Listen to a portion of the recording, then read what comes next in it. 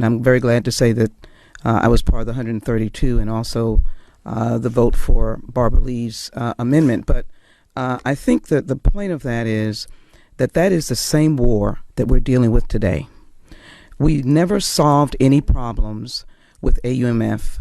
We left 4,000 plus, maybe 4,400 dead, and over 60,000 who came back injured in some form.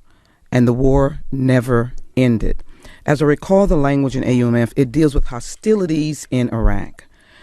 It doesn't deal with an incident or a dislike or someone in a car coming in from the airport. That is the danger of not acting. And I do think without leadership, meaning the leadership of CPC, that we'll come together around specific answers.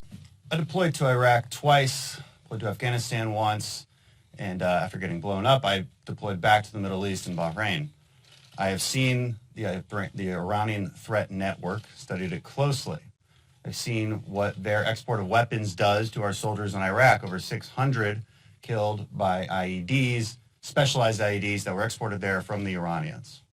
The Iranians are experts at surrogate warfare.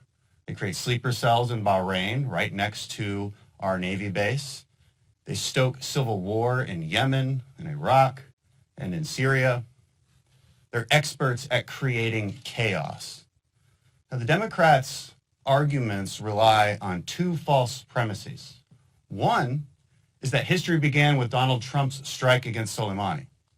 That is, of course, not true.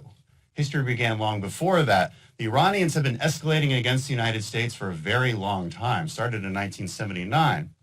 More recently, they embarrassed our U.S. Navy sailors after they boarded a U.S. Navy vessel. They've shot down U.S. drones. They've put limpet mines on oil tankers. They've attacked Saudi oil facilities.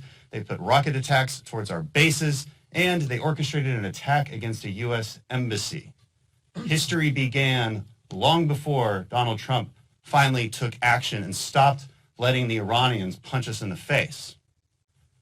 The second false premise is that there is this false choice between doing nothing and all-out war. The president is not taking us to all-out war. There is a lot in between, and we have to be more honest about that fact. We have to set a red line and say that as the United States of America, we will not be punished indefinitely. We have to take action, and we had to respond, and the president did just that. And it's time to be unified behind our president instead of casting partisan stones.